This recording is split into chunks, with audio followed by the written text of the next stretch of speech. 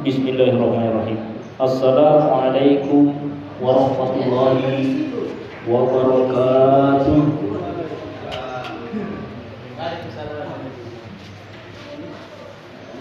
Alhamdulillah, wassalatu wassalamu ala rasulillah, wala hawla wala quwwata illa billah.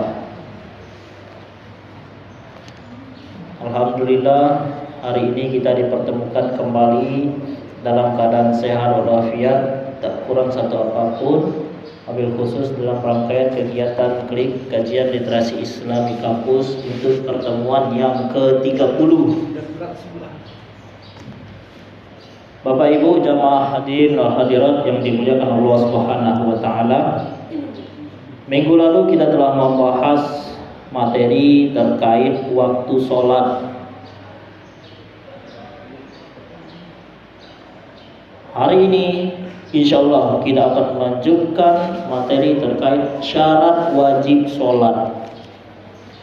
Faslun wa syaraitu wujubis sholati salasatu asya'a: al-islam wal bulughu wal aqlu wa huwa haddut taklifi. Fasl, syarat yang membuat seseorang wajib melaksanakan sholat ada 3. Yang pertama Islam, yang kedua baligh dewasa, dan yang ketiga berakal. Inilah yang disebut sebagai batas dikenakannya beban syariat, haddut taklif. Pak syariat, masya Allah, sejak lahir sudah kena aturan syariat. Jadi Bapak Ibu sampai di sini kira-kira masih nyambung Bapak Ibu? Alhamdulillah. Yang pertama tentunya ia haruslah sebagai seorang muslim atau muslimah Islam. Yang kedua baligh. Baligh ini sudah sampai usianya atau sudah dewasa. Pada umumnya baligh itu ditandai dengan mimpi basah kalau untuk laki-laki. Kalau untuk perempuan haid atau datang bulan untuk yang pertama kalinya. Rentang waktunya pada umumnya 9 tahun ke atas. Kalaupun ada yang lebih awal dari itu, tak terlalu jauh, masih nyambung juga ya. Tapi ada batasan maksimal Bapak Ibu, di mana para ulama menyepakati pada umumnya bahwa ketika seseorang laki-laki maupun perempuan sudah memasuki usia 15 tahun, belum juga mimpi basah, belum juga datang bulan atau haid, maka secara otomasi macam akreditasi itu, secara otomatis dia sudah termasuk baligh dewasa, walaupun belum terjadi yang pertama mimpi basah bagi laki-laki, yang kedua haid bagi perempuan. 15 tahun ini itu dalam hitungan kalender hijriyah. Kalau kita konversikan dengan kalender Masehi, kira-kira usianya itu menginjak 14 tahun 7 bulanan kurang lebih. Jadi ketika ada seorang anak sudah berusia 14 tahun 7 bulan kurang lebih, laki-laki maupun perempuan, maka dia sudah secara otomatis sebagai seorang yang dewasa. Ini kalau anaknya normal. Nah, ya. Karena kan ada anak itu lahir dalam kondisi yang unik, yang berbeda, atau yang kita kenal istilahnya itu agak ada autis lah, inilah itulah. Nah, itu kondisinya berbeda. Bapak Ibu jamaah yang dimuliakan Allah Subhanahu wa taala. Maka orang yang sudah baligh, yang sudah sampai, maka dia termasuk golongan yang mukallaf, orang yang sudah dibebani. Sampai di sini ada yang tanyakan Bapak Ibu? Sebenarnya menyampaikan harusnya ada orang balik ketika melakukan sholat ya umur berapa sekarang itu Ustaz, itu dalam artikel dimana dia belum balik tapi pemikirannya sudah sejauh itu. Jadi gimana? Dia memang belum balik sebelum berkembang. Layu sebelum berkembang, maksudnya kecepatan dewasa. Mungkin seperti itu. Pemikirannya jauh lebih dewasa dari orang dewasa. Kalau masuk ambilannya gitu. Keduluan kaji dari umur. Itu agak meleset ya. Ya, mungkin banyak faktor ya. Karena lingkungan atau tak sengaja terlihat sesuatu yang belum sesuai dengan usianya, bisa juga ya. Jadi kalau seandainya dia mungkin lebih awal daripada usianya, maka dia sudah otomatis kena dewasa juga, balik sudah sampai. Apalagi anak-anak zaman sekarang kondisi biologisnya berbeda, dipengaruhi dengan visualisasi yang mungkin tak didapatkan oleh orang-orang usia zaman dahulu, sehingga agak lebih awal dari waktunya. Maka apakah dia sudah bisa kena walaupun usianya belum? Tetap juga. Ya, berlanjut. Ya. Waalaikumsalam. Assalamualaikum.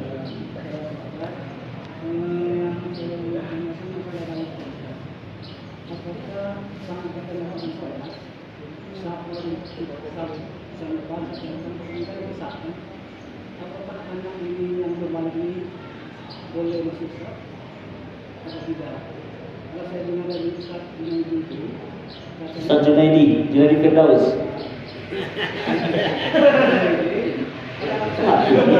Kembali katanya saat itu yang telah menikah itu katanya yang berbalik kan kita harus kesimpulannya itu tidak termasuk ini makmum terputus saja. Jadi saat itu kesendirian. Baik, pertanyaan yang bagus terkait saf sholat. Apakah anak tadi bisa memutuskan saf? Jadi perlu kita ketahui bersama, ada dua kondisi. Yang pertama laki-laki. Kalau laki-laki, khusus anak-anak diutamakan saf paling belakang.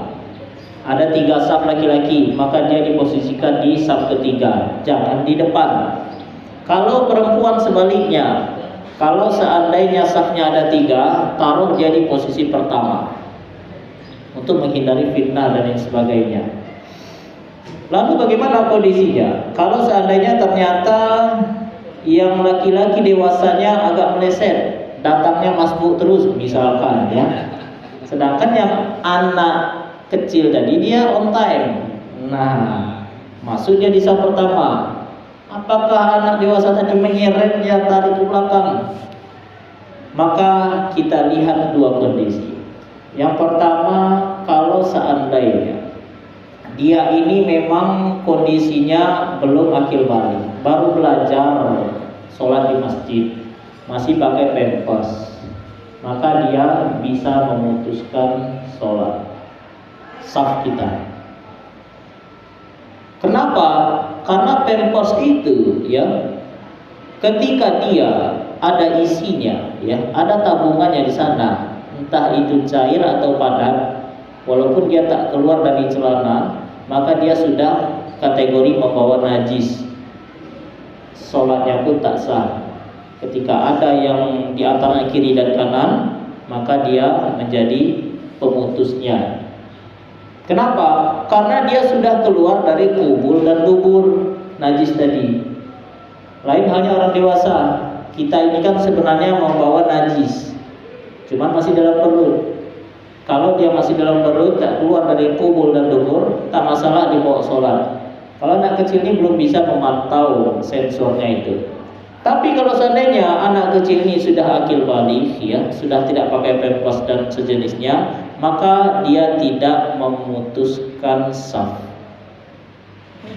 walaupun dia masih kecil, walaupun belum balik, selagi dia sudah bisa mengkondisikan, sudah lepas pempas dan lain sebagainya gitu ya. Dan juga Bapak Ibu perlu diketahui, putus atau tidaknya saf itu hanya sebatas sawu sufufakum fa inna taswiyata safi min tamamis shalah. Saf itu diluruskan, dirapatkan, maka sesungguhnya fa'in atas maka sesungguhnya orang-orang yang meluruskan dan merapatkan saf itu minta mami sholat adalah bagian dari kesempurnaan sholat berjamaah. Jadi bukan sampai derajat membatalkan, ya, tidak lurus, tidak saf kita berjamaah itu tidak lurus dan tidak rapat itu tidak sampai derajat membatalkan sholat kita, hanya saja kurang sempurna. Nah itu ya, jadi tak masalah. Tak perlu kita geser-geser dan sebagainya. Mana tahu ini ayahnya di sebelahnya. Kita geser dia hilang ya nanti. Nah, itu ya, makin tak fokus kita. Oke, Pak? Nah, sampai sini ada lagi Bapak Ibu yang ingin tanyakan? Kok bisa dijawab? Hah? Makanya ditanya dijawab saya. Susah dijawab. Iya. Sama lagi kan? Dia baru tobat. Siapa? Anak. Tapi pakai minta. Tapi dia mengeluhkan kok makin gelisah dan juga rezekinya makin surut.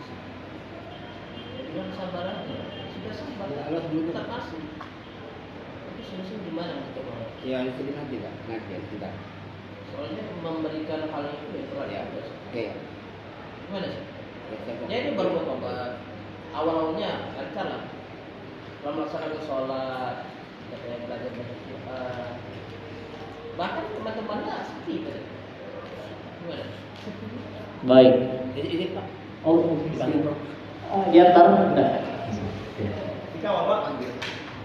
Baik Bapak Ibu, ada orang yang baru bertaubat, mungkin sebelum bertaubat rezekinya lancar mungkin ya, atau tidak perlu lancar mungkin ya. Setelah bertaubat makin jauh dari kelancaran itu. Maka dalam hal ini dalam Al-Quran dikatakan wa nabluukum bil khairi wasyarri fitnah, dan kami jadikan dalam setiap keburukan dan kebaikan itu fitnahnya masing-masing, ujiannya masing-masing. Jadi apakah dengan bertaubat itu sudah otomatis membuat orang akan kaya? Tidak juga, gitu kan? Nah, jadi memang ada level-level atau tingkatan keikhlasan seseorang. Nah, ya, ini kisi-kisi. Bahwasanya ada tingkatan umum, tingkatan khusus, tingkatan yang paling khusus. Ulama membaginya menjadi 3 jenis. Yang umum itulah dia orang yang ikhlas, sholat dia, infak dia, sedekah dia. Tapi sholatnya itu dia berharap agar dimasukkan ke dalam surga. Infak sedekahnya diniatkan untuk rezekinya lancar. Artinya apa? Ada timbal balik yang dia harapkan. Pun begitu juga menjauhi kemaksiatan. Niatnya apa? Agar terhindar dari api neraka. Apakah dia tidak ikhlas? Ikhlas juga, dibenarkan juga. Kenapa? Karena dia masih berharap kepada Allah Subhanahu wa taala, bukan kepada manusia. Nah, itu level yang pertama.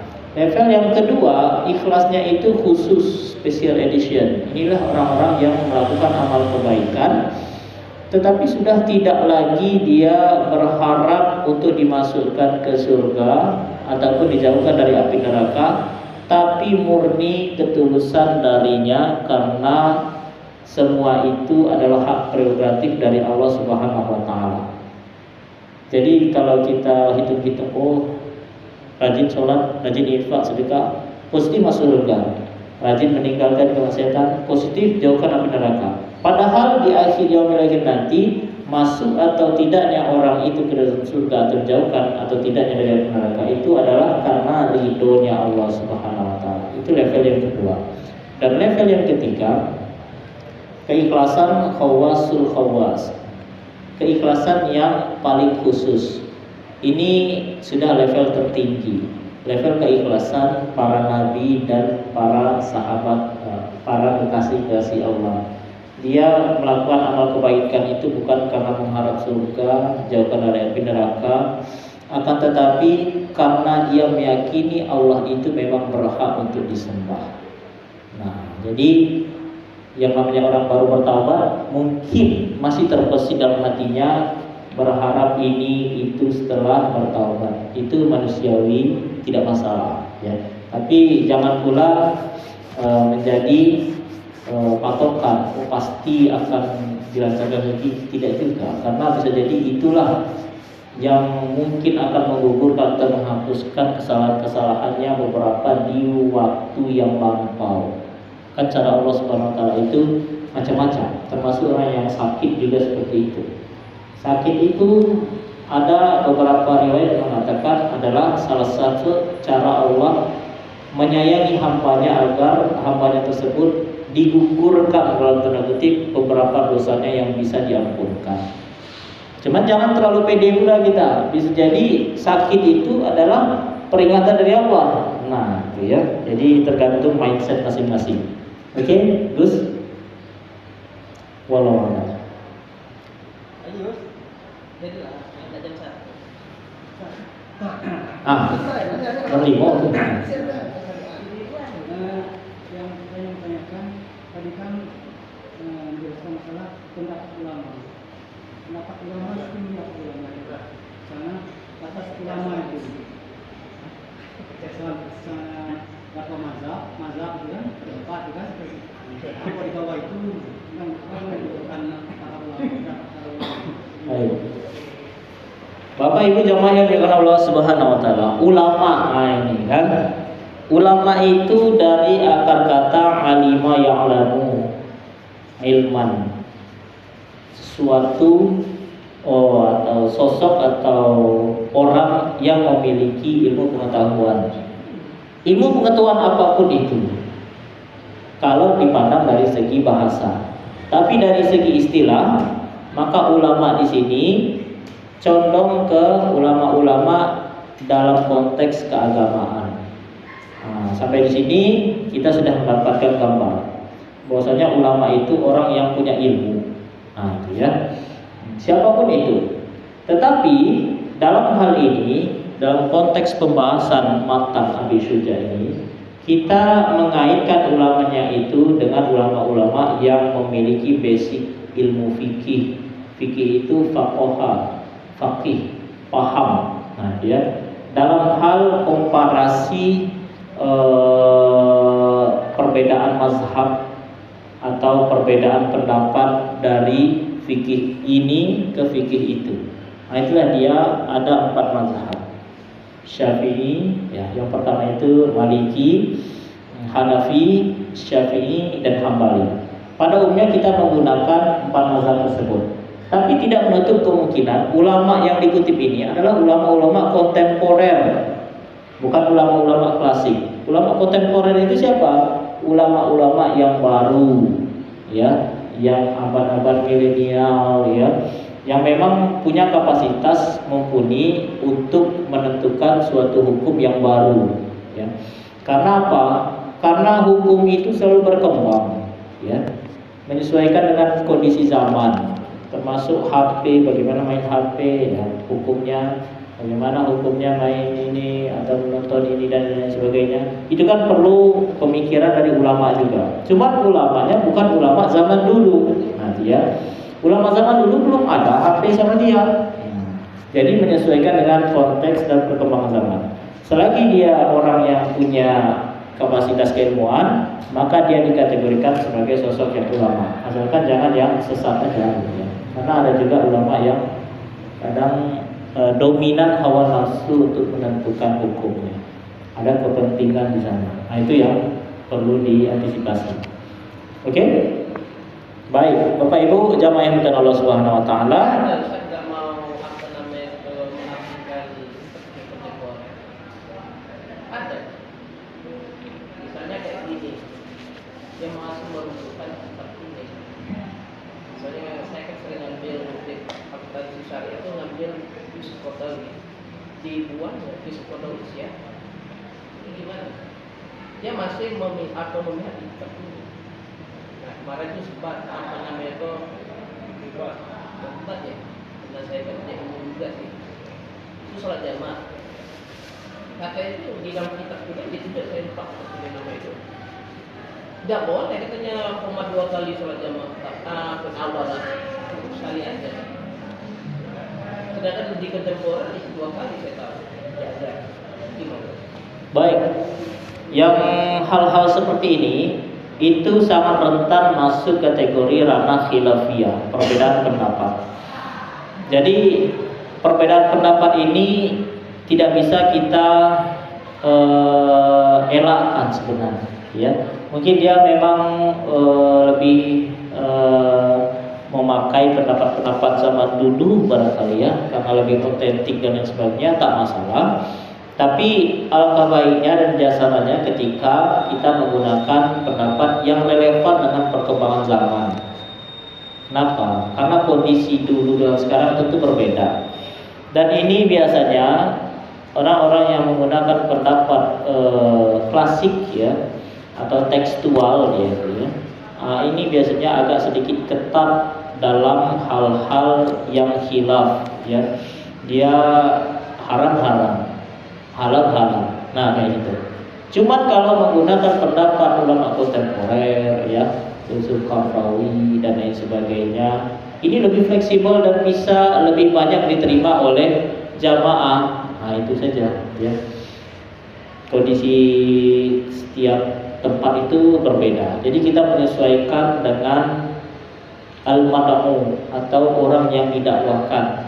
Kalau memang orang didakwakan situ tak pas kita menggunakan pendapat ini, jangan dipaksakan itu, ya. Tapi kalau memungkinkan orang yang sudah pada level tersebut, silahkan saja. Jadi disinilah perlu kebijaksanaan dari seorang pendakwah, ya. Mungkin seperti itu. Oke, baik. Rasanya cukup sampai di sini, ya. Dan insya Allah akan kita lanjutkan pada pertemuan selanjutnya. Ini ada satu lagi berakal ya. Tadi Islam balik berakal. Berakalnya ini perlu kita jabarkan apanya ya. Baik Bapak Ibu jamaah yang dimuliakan Allah Subhanahu wa taala, kita sudahi dengan lafaz hamdalah. Lebih dan kurangnya mohon maaf. Akhir kalam. Wassalamualaikum warahmatullahi wabarakatuh.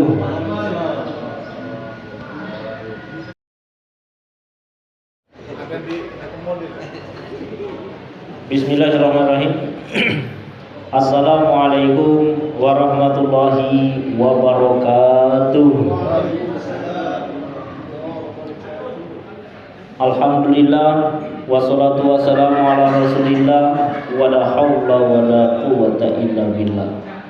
Marilah kita mulai kegiatan kita dengan mengucapkan lafaz basmalah. Bapak Ibu jamaah hadirin wal hadirat yang dimuliakan Allah Subhanahu wa taala.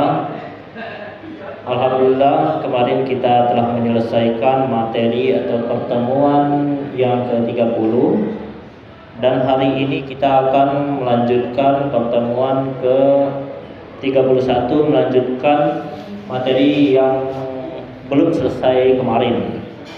Kemarin kita telah menyinggung terkait syarat wajib sholat.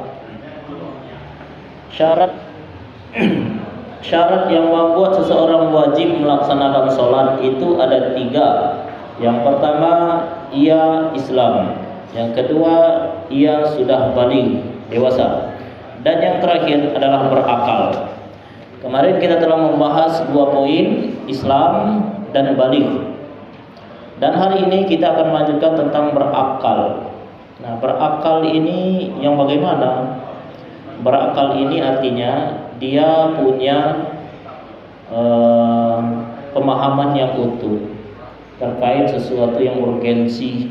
Kalau salah satu guru kami dulu ya menyampaikan atau menggambarkan contoh dari seseorang itu sudah sampai masa ia berakal, itu kira-kira seperti seorang anak kecil kita kasih uang 50.000, tolong belikan air minum di warung, balikannya nanti 40.000 karena 10.000-nya itu harga air. tahu dia kembaliannya itu, paham dia, oh ini pasti ada sosoknya sekian, balik dia dengan membawa kembalian uang dan air mineral yang ia beli secara utuh, tidak kurang, tidak lebih, maka itu sudah menjadi indikasi dari seorang manusia, seorang anak sudah berakal. Oh ternyata dikasih 50.000 belanja air mineral, tidak ada kembaliannya. Nah, dia belum sampai pada fase tersebut, belum ada pemahaman, entah karena dibohongi lah, entah ini dan itu, sehingga belum sesuai harapan. Nah, itulah kira-kira gambaran ringkasnya terkait batasan atau seseorang itu sudah dikatakan sebagai sosok yang berakal. Sampai di sini kira-kira ada yang ingin didiskusikan Bapak Ibu?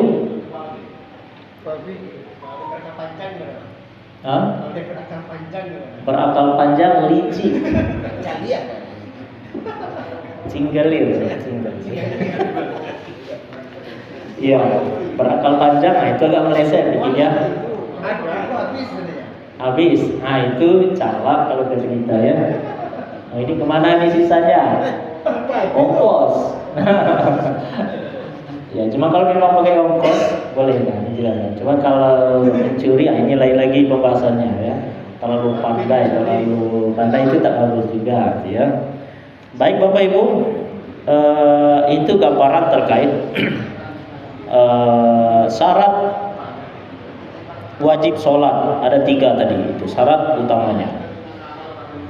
Kemudian kita akan memasuki materi selanjutnya, yakni sholat yang disunnahkan. Nah, ya, jadi sholat itu kan ada yang fardu, yang wajib, dan ada juga sholat itu ternyata yang dianjurkan, disunnahkan. Apa saja sholatnya? Was-sholawatul masnunatu khamsun al-'idani wal kusufani wal istisqa'u. Salat yang disunahkan itu ada 5 jenis. Yang pertama salat Idul Fitri, yang kedua salat Idul Adha, yang ketiga salat gerhana matahari, yang keempat salat gerhana bulan, dan yang kelima salat istisqa. Istisqa ini minta hujan. Adapun Idul Fitri Idul Adha ini Aidani, Aid dua Id. Kemudian kusufani, 2 gerhana matahari dan bulan. Nah, itu diantara salat-salat yang disunahkan ya dalam kitab fikih Matan Abi Syuja ini. Bapak Ibu jamaah yang dimuliakan Allah Subhanahu wa taala. Artinya apa? Ketika anjuran ini berlaku, sebisa mungkin kita tunaikan.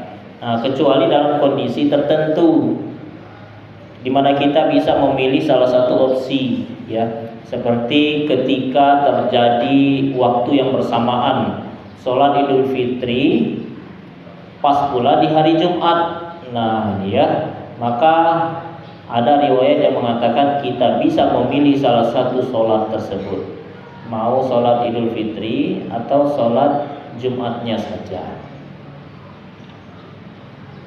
Oh, mohon maaf ya. Jadi kondisi tersebut dihadapkan ketika apa? Ketika ada orang dari Ghobah. Ghobah itu kira-kira orang dari pedalaman ya. Zaman dulu itu kan untuk menghadiri Aid atau sholat yang beramai-ramai, termasuklah di sana sholat Jumat ya. Dia jauh sekali tempatnya ya. Jauh sekali tempatnya dari pedesaan.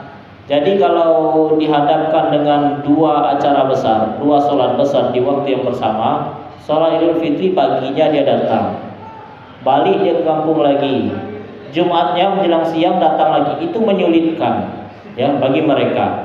Sehingga muncullah riwayat yang menjelaskan bahwasanya kalau sudah sholat Idul Fitri boleh kita tidak melaksanakan sholat Jumat karena masyaqqah atau sulitnya kondisi ketika itu.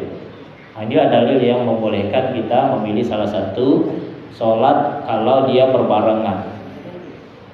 Baik Bapak Ibu, sampai di sini kira-kira ada yang ingin tanyakan? Nah, ya. Artinya sholat yang membolehkan tidak sholat Jumat pada saat sholat karena sudah sholat Idul Fitri itu kalau kondisi jauh dan tidak memungkinkan kan? Ya, artinya mungkin kalau kondisi seperti sekarang ini musibahnya di mana-mana itu ya tetap ini ya. Cuma mungkin barangkali nilai fardunya barangkali ini ya. Bagaimana maksudnya tuh kalau kondisi seperti sekarang ini? Lebih baik sholat Jumat maksudnya. Baik. Cuma mungkin barangkali kadarnya barangkali tidak sewajib pada saat tidak diadakan adanya Idul Fitri itu. Ya. Baik, pertanyaan yang bagus. Itu kan dulu. Itu kan dulu sulit. Kendaraan belum ada, masjid jauh-jauh, ya.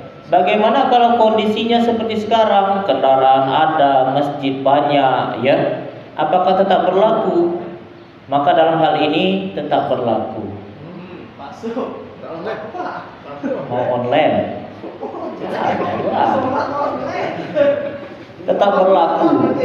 Karena itu adalah rukhsah. Termasuk juga dengan ini Bapak Ibu, ya. Rukhsah atau keringanan bagi musafir. Kita kan sebenarnya bisa singgah-singgah ini. Nggak perlu lagi berarti? Nggak juga. Karena hukumnya tetap.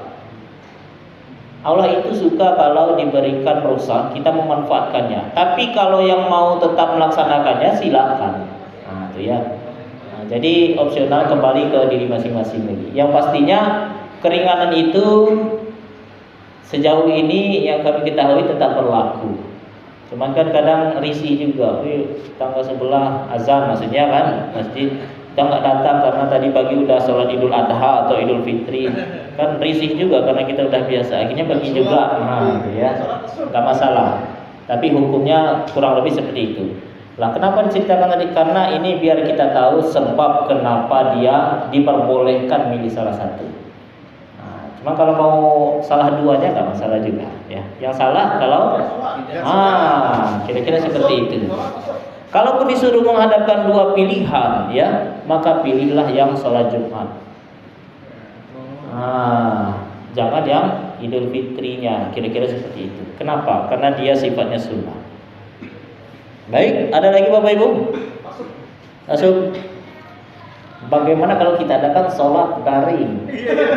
Nah, ini nanti pahalanya juga virtual. Karena sekarang Pak LED proyektor itu kan kemana-mana. Iya. Jadi aksesnya itu kadang-kadang Berarti jangka panjang kita bisa berhaji dari kamar. Nggak bisa Bapak Ibu, ya.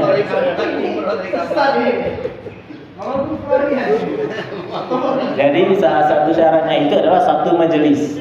Lah, gimana kalau seandainya ini Masjidil Haram, ini lantainya berbeda, ada lantai itu masih dalam satu kompleks pengecualian. Makanya Bapak Ibu, ketika dalam masjid ini ada orang jamaah di sini, jangan kita buat lagi jamaah di ujung sana. Kenapa? Masih dalam satu pelataran yang masih bisa diakses. Kecuali masjidnya sangat luas kayak Masjidil Haram, ya, atau Masjid Nabawi yang tak mungkin kita cek setiap sudut ada yang jamaah, nggak ada yang, itu ya. Kemudian perkara kita sholat daring, ini misalnya Masjidil Haram, style, Allahu Akbar. Itu waktu kita berbeda. Salah sih, langsung mau sholat subuh, ya. Sholat subuhnya zuhur nanti. Kenapa? Karena subuhnya itu di sana 4 jam. selisih kita kurang lebih 4-5 jam, ya. Yang lain belum masuk azan subuh nih. Kenapa? Masih larang belum azan nih. Sabar sih. Jadi kita harus menyesuaikan dengan waktunya. Ya. Tapi ini kan zaman. Zaman. Ya. Kita nggak tahu ada pertanyaan Ya. Jadi yang seperti itu tidak bisa. Kecuali dalam kondisi yang darurat, yang masih ada celah. Cuman bukan sholat konteksnya, sholat berjamaah itu bukan. Yang diperbolehkan di sini seperti nikah online. Zaman COVID dulu, muncullah fatwa boleh kita melaksanakan prosesi akad nikah satunya online. Maksudnya di antara pelakunya itu daring. seperti yang terjadi atau dalam kondisi yang tak memungkinkan hadir, bisa juga. Pak Sub misalkan, Pak Sub tuh. Jadi walinya tidak bisa hadir di majelis tersebut, di masjid tersebut, misalkan, ya. Kemudian yang seharusnya hadir juga salah satunya adalah wali, ya, rukun nikah. Kalau tak ada walinya, maka tak sah nikah maksud nanti. Nah, ya. Jadi dalam kondisi tersebut, ketika memungkinkan untuk dihadirkan, entah itu dalam bentuk daring pun diperbolehkan. Kenapa? Karena daring itu juga termasuk media majelis, Zoom, nah, ya, atau WhatsApp, video call, itu juga majelis. Cuman majelisnya virtual dan real time. Nah, itu syaratnya, bukan rekaman. Rekaman seminggu yang lalu sah, itu yang Bapak pakai. Tak boleh, belum tentu. Kenapa? Karena sekarang mungkin orangnya berbeda. Nah, jadi harus real time, nyata. Sekarang dia ngomong, sekarang pula yang di ujung sana mendengar, di seberang pulau sana mendengar. Kenapa? Karena ada uzur, entah biaya, entah sakit, entah termasuk kalau dia datang ke sini tak boleh masuk ke negara ini karena COVID kemarin itu. Dan ini diperbolehkan. Dan jangan pula tiap bentar nikah, online terus. Yang hari satu, setiap minggu walimahan, jangan. Ya. Jadi jangan terlalu mencari celah, itu tak harus juga. Tapi lain halnya dengan sholat tadi, tak bisa imamnya di Masjidil Haram, makmumnya di Bengkulu. Tak bisa Pak, waktu kita berbeda. Walaupun layar selebar itu. Enggak. Ya. Saknya putus dulu. TV kan ada yang 80 in, Pak. Beliau kan di Bukan masalah ukuran layar, ukuran waktunya. Inna sholata kanat alaika, inna sholata kanat kita pemaukuta, sesuai dengan waktunya. Waktunya di sana dengan di sini berbeda. Nah, karena Bapak sudah masuk zuhur, di sana baru masuk subuh.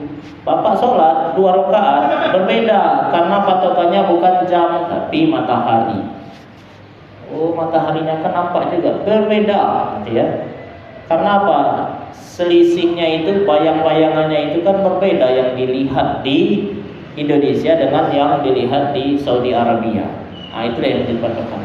Kurang lebih seperti itu. Baik Bapak, Ibu, ada yang tanyakan kira-kira sampai di sini?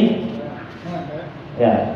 Ini masalah berdoa kan, berdoa imam. Itu kan posisi seperti ini kan, imamnya seperti ini. Nah, ini nak berdoa, membaca apa? Ada mirip itu situ, apa maksudnya itu? Oh, gini Pak. Oh iya. Ya, imam. Nah, baik, itu memang ada anjurannya. Rasulullah SAW, ya, ketika dia menjadi imam, selesai sholat itu, beliau memutarkan posisi tubuhnya itu tidak lurus ke itu, tapi miring samping. Apa dalilnya? Karena sahabat melihat bayadul khadduh, ya, terlihat putihnya pipi Rasulullah. Artinya apa? Kalau kayak gini kan nggak nampak. Kalau kayak gini, oh kelihatan. Artinya memerengkan posisi.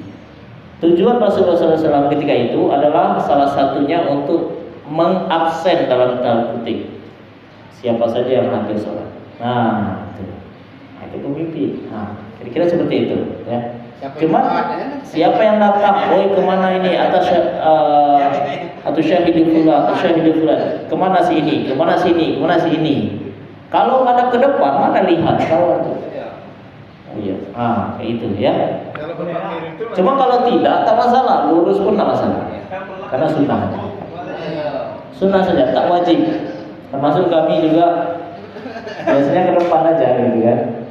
Karena lihat belakang kawannya gelak-gelak terus ketawa tuh gitu kan. Lagi sholat dulu kita ketawa kawannya.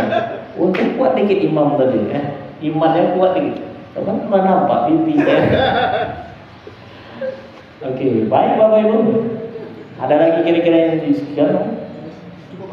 Baik. Baik, rasanya sampai di sini dulu Bapak Ibu ya.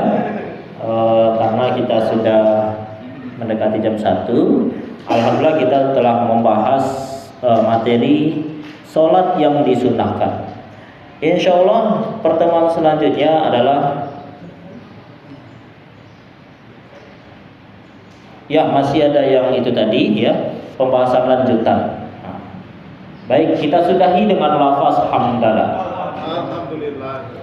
Lebih dan kurangnya mohon maaf. Akhirul kalam. Wassalamualaikum warahmatullahi wabarakatuh. Waalaikumsalam. Silakan dimakan lagu tadi. Spektur dikendari. Biar suara azannya kedengaran sampai rumah ini satu. Bismillahirrahmanirrahim.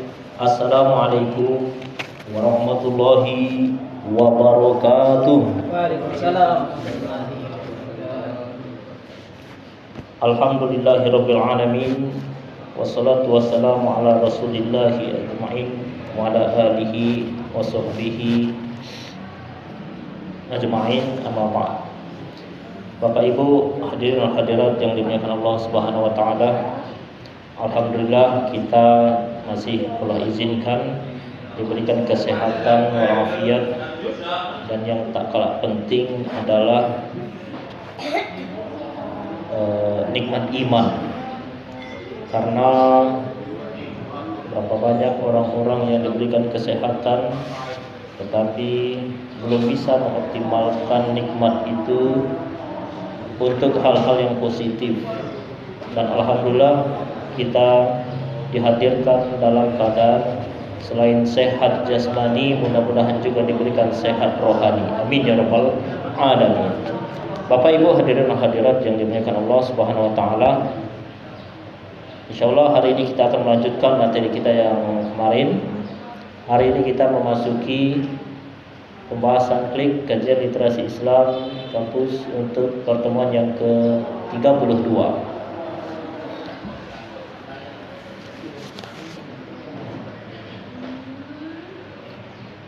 Kemarin kita telah membahas tentang syarat wajib sholat ada 3: Islam, baligh, dan berakal.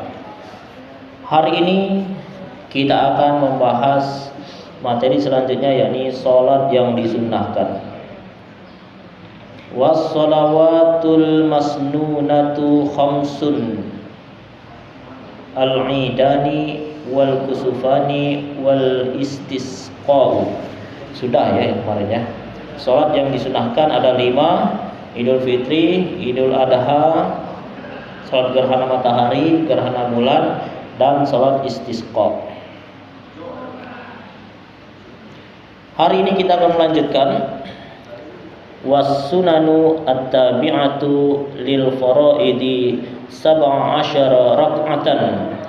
rak'atanil fajri wa arba'un qabla adh-dhuhri wa rak'atani ba'dahu wa arba'un qabla al-'asri wa rak'atani ba'da al-maghribi wa thalathun ba'da al-'isya'i wa tutiru biwahidatin minhunna.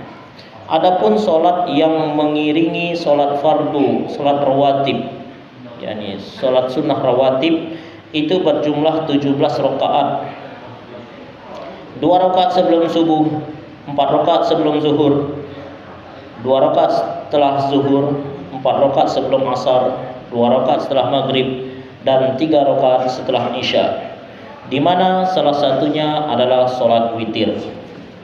Jadi Bapak Ibu jamaah yang dimuliakan Allah Subhanahu wa taala, bahwasanya dalam kitab ini menyampaikan ada 17 rakaat dari salat sunnah rawatib. Pada umumnya kita mengenal ada 12. Dalam hadis riwayat Tirmizi dikatakan man shallal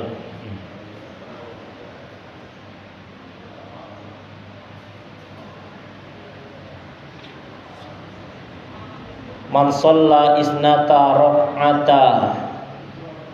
asyrata rak'atan fi lailatin fi yaumin wa lailatin bunya lahu bihinna baitun fil jannah. Siapa yang sholat 12 rakaat siang dan malam, maka akan dibangunkan baginya rumah di surga. Hadis riwayat Tirmizi. Artinya apa? Dalam hadis riwayat Tirmizi ada 12 rakaat. Lah kenapa di sini ada 17? Nah, itu ya. Jadi Bapak Ibu jamaah yang dimuliakan Allah Subhanahu wa taala, dalam kitab fikih Matan Abi Syuja ini ia memasukkan yang sunnah muakkadah dan sunnah ghairu muakkadah. Sama-sama sholat sunnah juga dan mengiringi sholat fardu. Makanya berlebih dia. Yang sunnah muakkadah itulah dia ada 12 rakaat. Adapun lebihnya ini ghairu muakkadah. Penambahannya di mana? 4 rakaat sebelum asar dan 1 rakaat lagi setelah isya. Di mana 1 rakaat itu itulah dia witir. Jadi Bapak Ibu jamaah yang dimuliakan Allah Subhanahu wa taala, kita memang selama ini mengetahui bahwasanya sebaik-baik sholat itu adalah sholat yang dikerjakan di awal waktunya. Tetapi pengecualian untuk sholat isya. Nah, sholat isya ini justru waktu terbaiknya itu adalah di akhir sepertiga malam pertama. Akhir sepertiga malam. Malam pertama mana? Jadi Bapak Ibu, sehari semalam itu ada malam mulai dari pada maghrib sampai sebelum fajar. Kira-kira kalau kita gambarkan itu mungkin sekitar 9,5 sampai 10 jaman kurang lebih. Dari 10 jam itu kita katakan ya, maka dia dibagi sepertiga malam pertama, sepertiga malam kedua, sepertiga malam awal ya, sepertiga malam yang tengahnya, dan sepertiga lagi malam terakhirnya. Lewat dari itu, itulah dia masuk subuh. Waktunya ini kapan? Kira-kira ya, kira-kira 3 jam, 3 jam, 3 jam. Berarti kalau maghrib berarti 3 jam dari jam 8, jam 6 berarti sampai jam, anggaplah jam 9. Itulah dia waktu yang terbaik untuk melaksanakan sholat isya. Jadi 3 jam ya, jam 6, jam 7, jam 8, jam 9. Ini sepertiga pertama dari waktu malam. Kemudian lewat dari itu 9, 10, 11, 12 sampai jam 1 kurang lebih ya. Itu pertengahan yang kedua. Dan yang terakhir jam 1, jam 2, jam 3, jam 4. Nah, ini 3 terakhir ini, 3 jam terakhir, sepertiga malam terakhir, itulah dia yang lebih baik ya untuk melaksanakan qiyamul lail atau tahajud. Adapun sholat isya kita biasanya jam 7:30 gitu ya. Bagus ya, tak masalah. Tapi kalau mau yang lebih utamanya lagi adalah di sepertiga pertama ya, sepertiga akhir untuk di malam itu. Jadi anggaplah kira-kira jam 9 sampai jam 9.30. Itulah pelaksanaan yang lebih utama dari sholat isya tersebut. Apalagi kalau seandainya sudah ada kesepakatan dengan jamaah ya, kita sholatnya di waktu yang lebih utama saja, jam 9:30, tak masalah ya. Tapi tak perlu sampai azan lagi ya. Khawatirnya kawan nanti kira ini ada aliran baru gitu ya. Tetap aja, kalau mau sholat isya jam 8, jam 7:30 silakan. Umumnya kita memang jam segitu ya. Jadi cukup apa? Cukup qomat saja. Kalau sebenarnya ada kesepakatan, kalau tidak ya tak masalah gitu ya. Sampai di sini masih nyambung Bapak Ibu? Ya. Waalaikumsalam warahmatullahi wabarakatuh.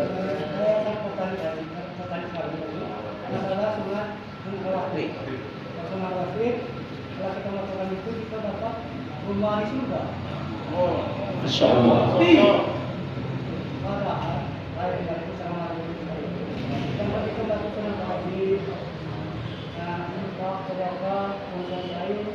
Belum tentu kita dapat ke surga. Mungkin kalau amalan itu belum tentu ya diterima Allah kan. Karena kalau amalan kita terima mungkin masih itu. Bisa nanti Jadi salah satu tadi yang berjumlah itu, kita udah dapat rumah di surga. Itu apa maksudnya Ustaz? Baik, pertanyaan yang bagus ya. Tertariknya. Jadi artinya Bapak Ibu, ganjaran surga, ya rumah di surga itu, artinya bukan hanya kita melaksanakan sholat sunnah rawatib itu. Tentu yang lebih utama itu adalah sholat fardunya.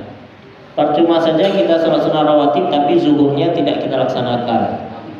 Pun begitu juga asar, maghrib, isya, subuh. Saya nggak mau masuk surga, yang maunya rumahnya aja lah. Nah, sholat rawatib itu juga kurang tepat, gitu ya. Jadi logikanya adalah untuk sholat sunnahnya saja bisa mendapatkan rumah, apalagi yang untuk fardunya tentu lebih dari itu. Nah, kira-kira seperti itu logikanya. Oke, Pak? Siap? Ada lagi kira-kira Bapak Ibu? Baik. Jangan keluar rumah di surga di Makassar kita jangan surga. Dijual Pak. Ya. Take over rumah surga. Masya Allah. Bapak Ibu jamaah yang dimuliakan Allah Subhanahu Wa Taala. Maka dari itu Bapak Ibu, ada catatan sedikit. Kalau seandainya kita mau melaksanakan 1 rakaat witir, itu ya, kan salah satu posisi rawatib di 1 hari 1 malam itu adalah 2 rakaat setelah isya. Ditambah 1 kali witir lagi dalam kitab ini, itulah dia sholat witir. Witir ini tidak bisa dikerjakan 2 kali, lebih dari 1 kali dalam 1 malam atau sehari itu nggak boleh, ya. Artinya apa?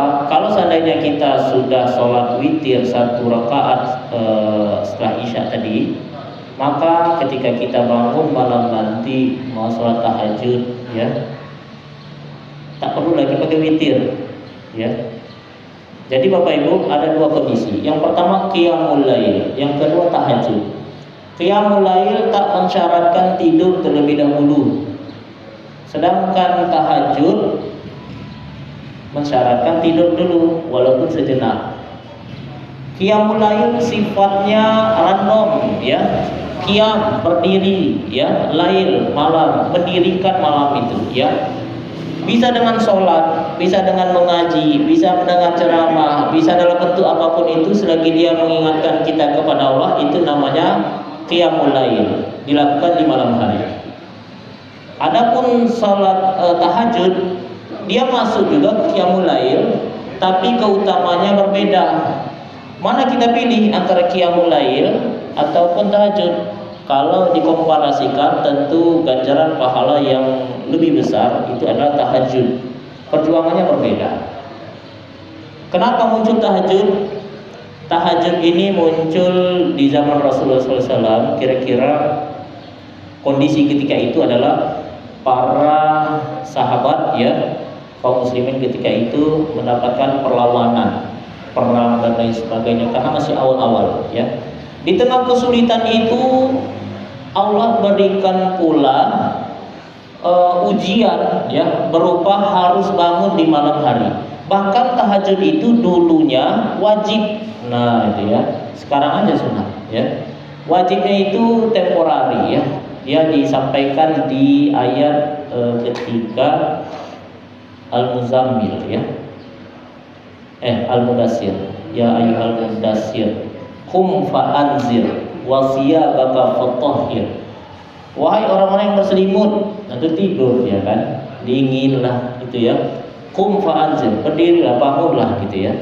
Disitulah mulai hukum syariat diatur bahwasanya sholat tahajud itu menjadi sebuah kewajiban di tengah kesulitan menghadapi kaum kafir Quraisy, orang-orang di luar Islam ketika itu. Kan sulit sekali, ya.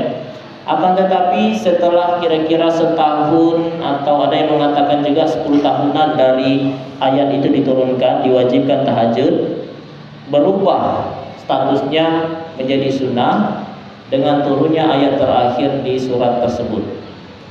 Akhirnya diangkat hukumnya, tidak lagi menjadi suatu hal yang wajib. Nah, makanya dalam Al-Quran itu Bapak Ibu kita perlu mengetahui ada naskahnya, teksnya itu masih tertuang dalam Al-Quran, tapi hukumnya sudah diangkat. Jadinya kita jangan sampai telan mentah-mentah gitu ya. Kenapa? Karena tujuannya banyak, entah karena untuk mengambil hikmah ya, karena ini dan itu ya. Makanya dijelaskan pula dalam Al-Quran, manansakh min ayatin aw nunsiha na'ti bi khairin minha aw misliha ya. Apa-apa ayat yang telah kami hapuskan, yang telah kami angkat hukumnya itu, maka akan kami ganti dengan ayat yang lain dengan kondisi yang serupa atau yang lebih baik dari itu. Nah, itulah kira-kira gambarannya Bapak Ibu ya. Jadi hukumnya sudah diangkat, tapi kondisi ayatnya itu tetap ada, seperti wajibnya sholat tahajud ketika zaman Rasulullah SAW. Nah, termasuklah juga dengan yang ini ya, sholat isya di yang utamanya itu di akhir sepertiga malam yang awal ya, jam 9 atau jam 9.30an itu.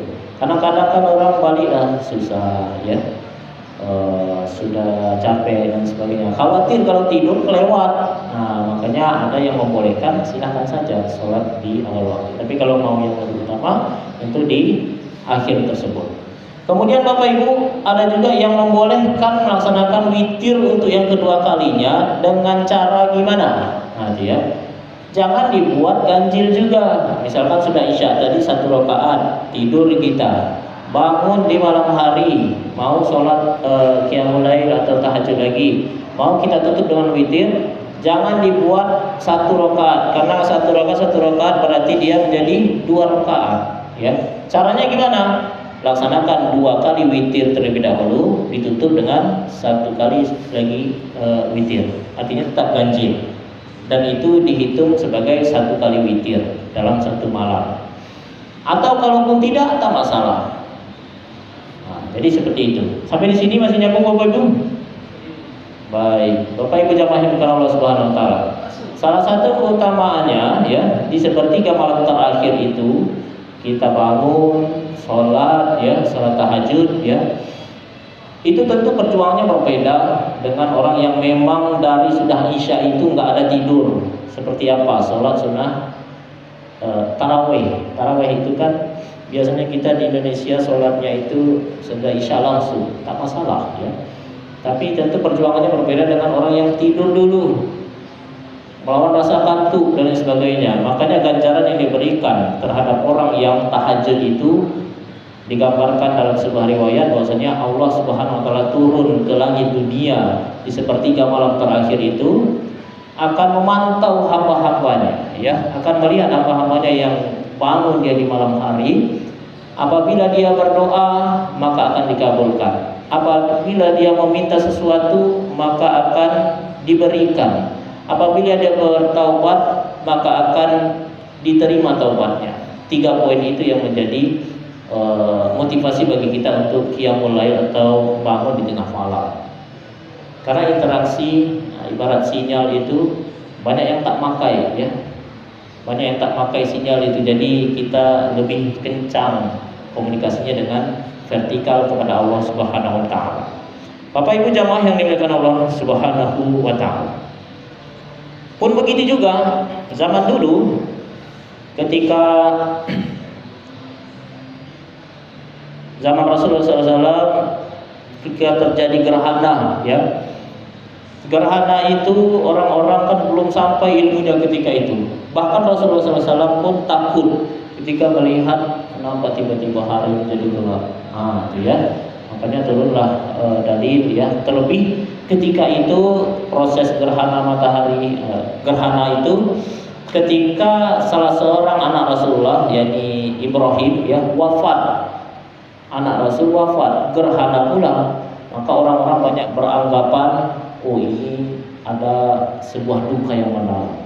Oh ini alam sedang murka. Oh ini ada azab ini dan sebagainya. Makanya turunlah perintah untuk melaksanakan sholat khusuf atau sholat gerhana, gitu ya. Agar apa? Agar mereka itu memahami bahwasanya ini bukan karena anak Rasul wafat, bukan karena ini dan itu, tapi murni karena kekuasaan Allah Subhanahu wa taala. Jadi ada sebab-sebabnya Bapak Ibu ya. Bapak Ibu jamaah yang dimuliakan Allah Subhanahu wa taala. Sampai di sini kira-kira ada yang ditanyakan Bapak Ibu? Bisa. Siap. Ini masih akhirannya di sholat isya. Maka jangan sampai salah informasi dari yang lain. Jadi saya menyampaikan bahwa bagusnya di sepertiga malam ya. Sedangkan saya sering menyampaikan itu sebagusnya tepat waktu. Itu kalau dikasih sikap bukan cuma sholat isya. Nah kan yang diutamakan adalah sholat lima waktu. Sholat berjamaah. Ya. Nah, terus yang kedua antara sholat tahajud dan sholat qiyamul lail ini, itu apakah semua sholat tahajud adalah qiyamul lail atau sebaliknya tidak semua sholat qiyamul lail adalah sholat tahajud? Baik. Ya. Pertanyaan yang bagus. Nah, ya. Jadi Bapak Ibu, yang pertama tentang sholat isya yang di sepertiga akhir pada malam tersebut, yang awalnya ya. Jadi Rasulullah SAW itu menginginkan idealnya itu kita melaksanakan di waktu tersebut. Akan tetapi kondisinya setelah Rasulullah SAW melihat kondisi akhirnya khawatir ya, khawatir akan terjadinya kesulitan bagi umatnya untuk melaksanakan sesuai waktu yang telah diutamakan ketika itu, sehingga agak fleksibel waktunya bisa dilaksanakan di awal waktu yang biasa kita laksanakan. Nah, jadi Bapak Ibu, awal waktu itu berlakunya itu untuk yang 4 saja, pengecualian untuk yang isya. Isya tidak seperti itu. Diutamakannya kapan? Diutamakannya ketika kalau kita mungkin sekitar jam 9 atau 9.30-an. Lah bagaimana dengan jamaahnya? Maka itulah tadi yang disampaikan, kalau kita sudah ada kesepakatan dengan jamaah, kita laksanakan sholat isya jam segitu. Nah, itulah yang bagus ya. Jadi tetap kita mendapatkan ganjaran pahala jamaahnya, ke masjidnya iya, dan keutamaan waktunya juga dapat. Ya, itulah perlunya edukasi ya. Sampaikan itu ke masyarakat. Kalau saya terang itu bahaya, aliran itu. Iya. Saya kawan ini, apalagi dalam kondisi orang-orang tua kita dulu ya. Makanya dalam hal ini daripada memunculkan fitnah ya, khawatirnya terjadi perselisihan, tak masalah ya. Kita di awal waktu yang biasa kita lazimkan di tengah masyarakat. Termasuk juga sendirian kita di belakang ya sebagai makmum. Itu kan seyogyanya menari sampai orang di depan. Tapi kalau orangnya khawatir kita apa ditarik-tarik ya. Jadi udah sendirian aja nggak masalah ya. Set nih, apa lari ya. Jadi kita bisa melaksanakan itu kalau memang sepakat dan sudah mengetahui ilmunya, dalam tanda petik kayak gitu ya. Kalau dikhawatirkan akan munculkan fitnah, jangan dilakukan. Betul kata Gus itu tadi ya. Tak masalah ya, daripada terjadi fitnah, karena susah merubah paradigma ya. Kemudian yang kedua, tentang salat tahajud tadi, apakah tahajud itu qiyamul lail atau bagaimana ya? Tahajud itu masuk dalam qiyamul lail, tapi belum tentu qiyamul lail itu tahajud. Tahajud ini anaknya dari qiyamul lail. Itu lebih tinggi mana? Lebih tinggi tahajud. Tahajud. Kalau dari segi kisi-kisi gambaran tingkat kesulitannya, ya. Gini Ustaz. Ustaz yang tidak sering juga masalahnya. Mungkin. Dan juga saya tidak di keluar rumah itu kan sudah bisa, tidak bisa itu terawih. Sudah terawih itu kan. Itu kalau yang bagian masjid sudah saya kenal, itu witirnya saya tinggalkan. Tapi kalau memangnya itu saya titipkan, itu saya witir, itu dititipkan. Nah, dari salat tahajud saya lanjutkan nanti, itu tuh bagian tahajud lagi kan? Kalau Ustadz tidur habis sholat tarawih tadi bangun, itu termasuk dalam kategori tahajud. Tapi kalau tidak, ya. 8 salam lagi. Ya, sama seperti itu. Artinya apa? Tahajud ini tak dibatasi rakaat sebanyak apapun itu. Kira-kira seperti itu. Cuman lain halnya dengan tarawih ini kan kita ada kesepakatan yang sudah terjadi di tengah masyarakat, ada yang 11, ada 23, seakan-akan batasannya seperti itu. Tapi untuk tahajud, ya, yang mulai pada umumnya itu tak dibatasi rakaat. Cuman kalau seandainya sudah dilaksanakan witir di awal, tak perlu lagi witir. Tapi kalau tidak, ini termasuk juga kami juga kadang di kuliah dulu, ada kawan-kawan udah mencukupkan batas sebelum witir. Kenapa? Karena dia nanti mau lanjut lagi, agak 3 jam, 4 jam lagi mau lanjut lagi, witirnya di akhir. Itu tak masalah juga, ya. Jatuhnya apa? Qiyamul lail dia dapat, tahajud pun diperolehnya. Karena apa? Diiringi antara itu dengan tidur. Cuma kadang-kadang kita jangankan tahajud, qiyamul lail pun meleset. Isya pun kadang udah jam berapa, ya. Jadi isya kalau tidur gimana? Apakah dia bangun jam 1 malam jadi qiyamul lail? Tidak, ya. Qiyamul lail bisa, ya. Tapi tahajud tidak. Tahajud itu sifatnya sunnah. Qiyamul lail ini sifatnya umum, ya. Apapun itu, entah mengaji, entah sholat, ya, yang tak diiringi dengan tidur terlebih dahulu, tapi dia dikerjakan di malam hari, ya. Karena ada orang yang memang tidurnya ini meleset, ya. Dari jam 8 sampai jam 1 belum ada tidur, baru dia mau sholat. Jatuhnya apa? Jatuhnya qiyamul lail, bukan tahajud. Walaupun jam 1 itu kadang orang pelaksanaan tahajud. Ya, tergambar Bapak Ibu? Baik, ada lagi kira-kira? Baik, kalau tidak ada, rasanya jadilah dulu sampai sini, ya. Insya Allah kita akan melanjutkan materi selanjutnya, itu masih berkaitan dengan ini, 3 sholat sunnah lainnya yang sangat ditekankan, nawafil muakkadah. Baik, kita sudahi dengan lafaz hamdalah.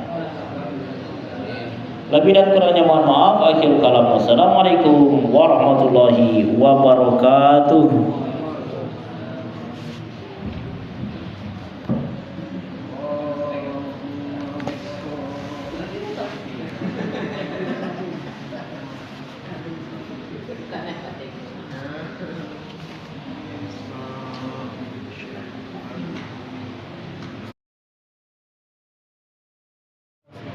Bismillahirrahmanirrahim.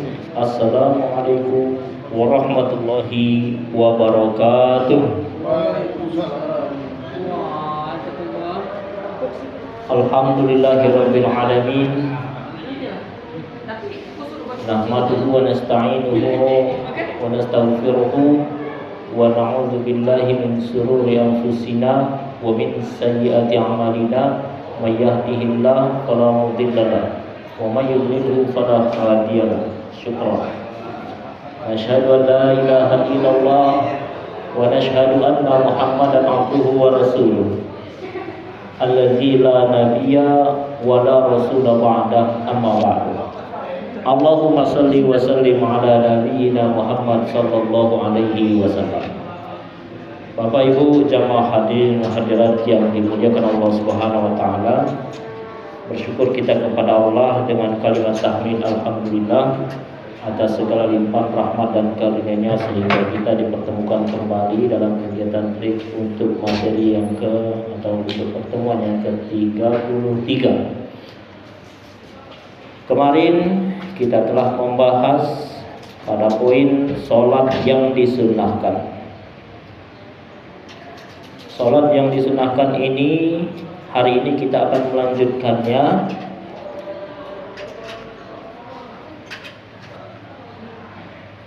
Wasala sunawafila muakkadatin sholatul laili wassolatul duha wassolatul tarawih. Ada 3 sholat sunnah lainnya yang sangat ditekankan, nawafil muakkadah. Yang pertama sholat malam. yang kedua sholat duha, dan yang ketiga sholat tarawih. Kemarin kita telah membahas ada sholat yang mengiringi sholat fardu atau yang dikenal dengan sholat sunnah rawatib. Ada 17 rakaat di kitab ini. Pada umumnya kita mengenal ada 12. Itu sholat sunnah juga ya. Di dalamnya ada sunnah, ada yang sunnah muakkadah. Jadi ada tingkatannya, levelnya. Muakkadah itu yang lebih ditekankan, levelnya hampir menyetarai wajib, tapi tak sampai wajib.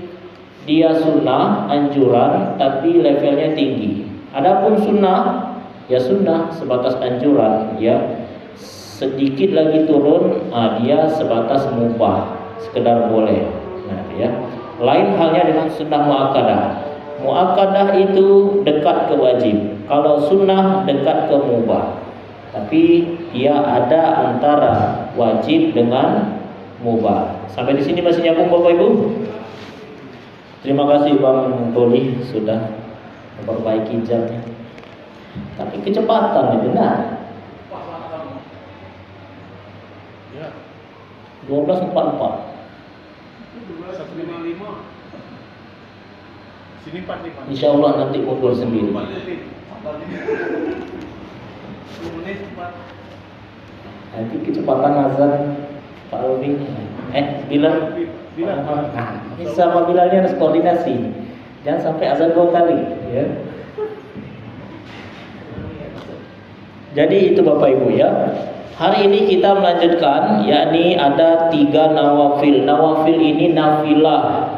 Nafilah ini apa? Itu adalah istilah untuk pelaksanaan sholat sunnah. Apa bedanya? Sama saja, ya. Nawafil, sholat yang disunnahkan. Tapi levelnya ini nawafil muakkadah atau sunnah muakkadah. Siap pas, syukron. Semoga Allah memberikan kesehatan lahir dan batin. Amin. Dan cepat dapat jodoh. Amin. Masya Allah, ini kiai langsung. Mursyid. Baik Bapak Ibu. Yang pertama ada sholat sunat duha. Nah, sholat sunnah malam, sholat malam ya. Yang kedua sholat duha, dan yang ketiga tarawih. Sholat malam kemarin telah kita singgung, telah kita bahas, entah itu dalam bentuk qiyamul lail, entah itu dalam bentuk tarawih. Selagi dia sholat di malam hari, itulah dia sholat malam ya. Sholat malam ini tentu keutamaannya berbeda ya, khususnya ketika ia diiringi dengan tidur terlebih dahulu. Dan bahkan dalam salah satu riwayat dikatakan ya, bahwa ketika kalian terbangun di malam hari, laksanakan sholat setidaknya minimal ya 2 rakaat, jadilah ya. Jadi kalau untuk sholat malam qiyamul lail ya, ataupun tarawih istilahnya, maka minimal rakaatnya itu 2. Maksimalnya berapa? Maksimalnya tak terhingga. Sampai kapan? Sampai sebelum fajar. Jadi mau 20, 30, 60, 100 lagi sanggup, maka laksanakanlah, silakan.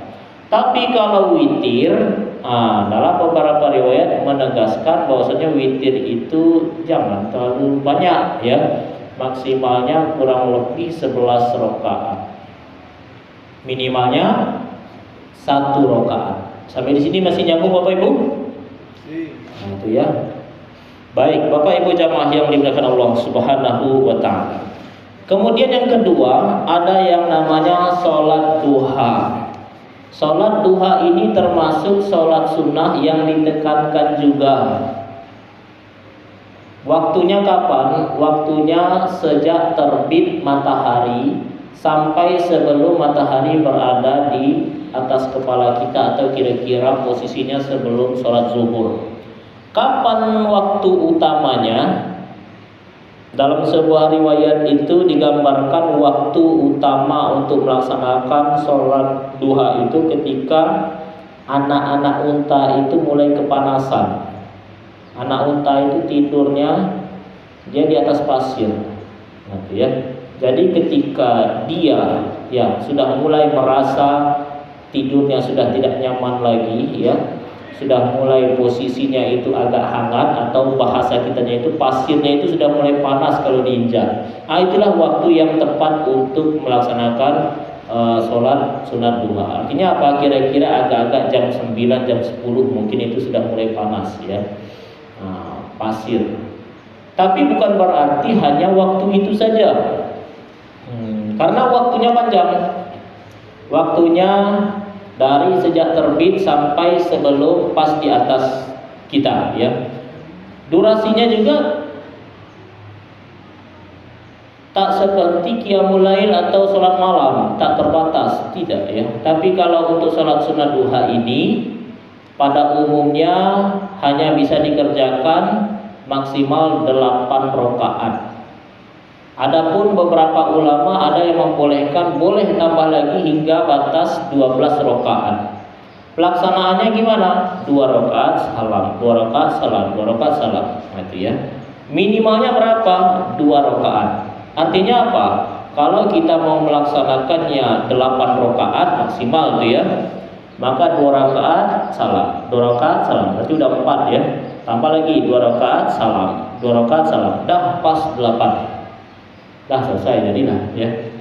Atau mau 6 rakaat gimana? Boleh 2 rakaat salam, 2 rakaat salam, 2 rakaat salam. Artinya 6.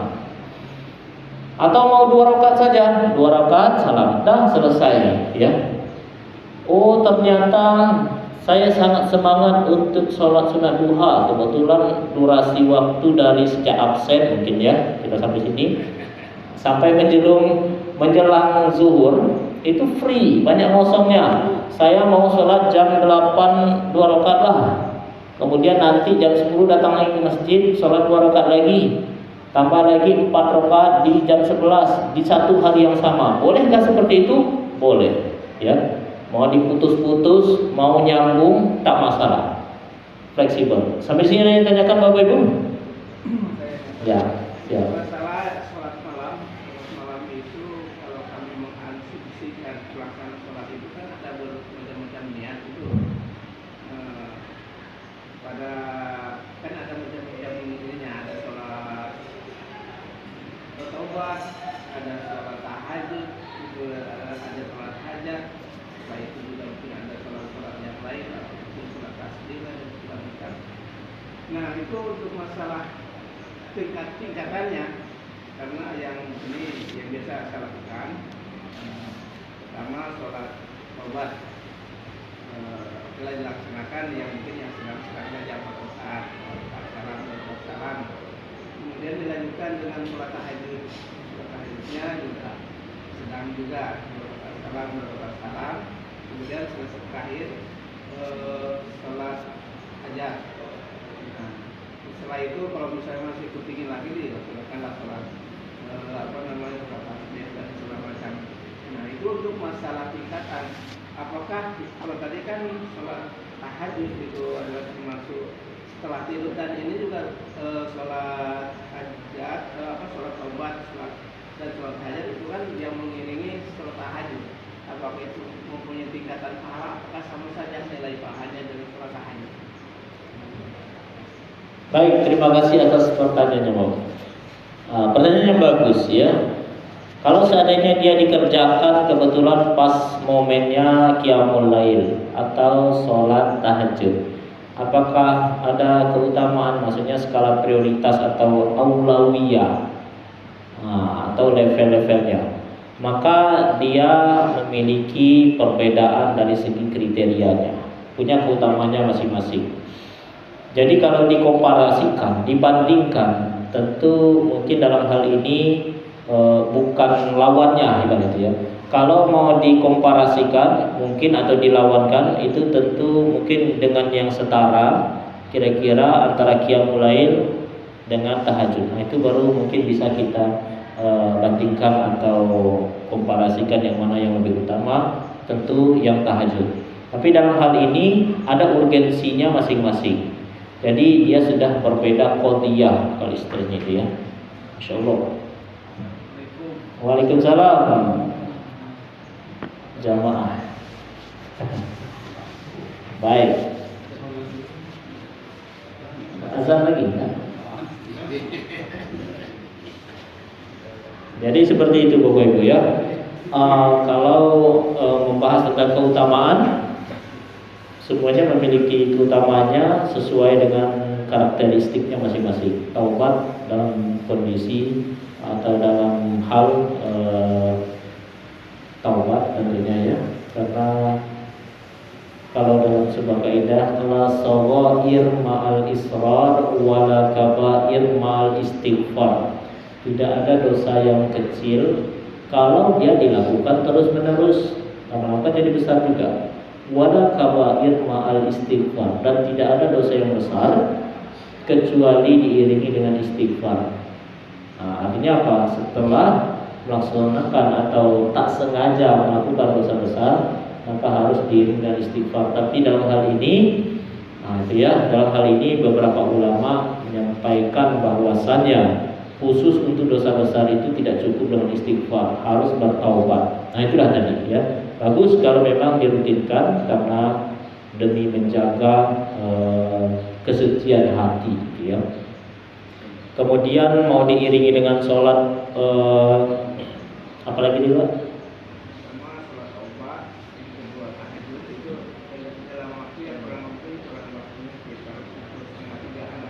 Ya.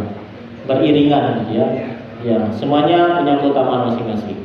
Tapi khusus, khusus kalau seandainya kita melaksanakan sholat fardu, setelah itu mau sholat sunnah, maka terdapat anjuran untuk menyelingi antara sholat fardu dan sunnah itu dengan aktivitas yang berbeda. Jangan habis sholat fardu langsung berdiri sholat sunnah.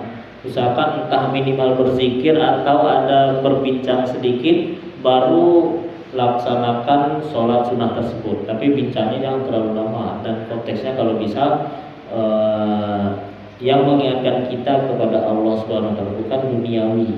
Biar apa? Biar terpisah antara yang fardu dengan sunnah. Kira-kira seperti itu ya. Tapi kalau sunnah semuanya, apalagi malam hari mau bincang dengan siapa pula, silakan saja ya. Baik, ada lagi kira-kira Bapak-Ibu? Ya. Sedang habis qiyamul lail. Baik, Bapak Ibu jamaah yang dimuliakan Allah Subhanahu wa taala. Apa keutamaan salat sunat duha tadi? Salat sunat duha ini dalam sebuah hadis dikatakan ia mewakili dari sedekah-sedekah sendi-sendi di anggota tubuh kita. Dari perhitungannya kurang lebih 360-an sendi yang ada di tubuh ini punya dalam tanda kutip kewajiban untuk bersedekah, dan semua itu bisa diwakili dengan sholat sunat duha.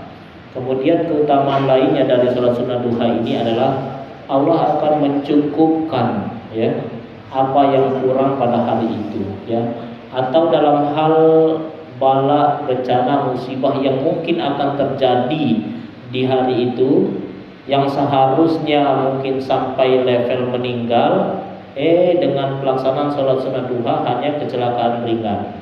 Atau mungkin dalam konteks keseharian, mungkin Pak Muhar mau pergi ke pasar ya, biasanya lewat petiring jembatan situ gitu ya. Tiba-tiba entah kenapa habis sholat sunat duha rasa ingin berbelok ke arah mana itu, arah ke Kerkap, ke jauh kita ke itu ya, ke mana itulah Tanjung Agung mungkin ya, mutar intinya. Setelah tahu dapat informasi, oh ternyata di jembatan itu terjadi musibah tanah longsor. Artinya apa? Pak Muhar diselamatkan dari musibah tersebut. Nah, itulah kira-kira gambaran keutamaan kalau kita melaksanakan sholat sunat duha. Pun begitu juga dari segi rezeki dan lain sebagainya. Makanya diutamakan bagi kita khususnya ya, yang memang mengais rezeki di pagi hari ya, dan lain sebagainya. Utamakan sebelum melaksanakan itu sholat sunat duha terlebih dahulu.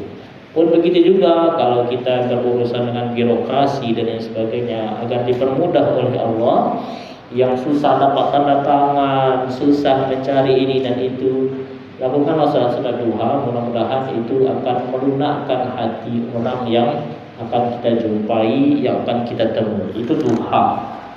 Sampai di sini masih nyambung Bapak Ibu? Ada yang tanyakan Bapak Ibu?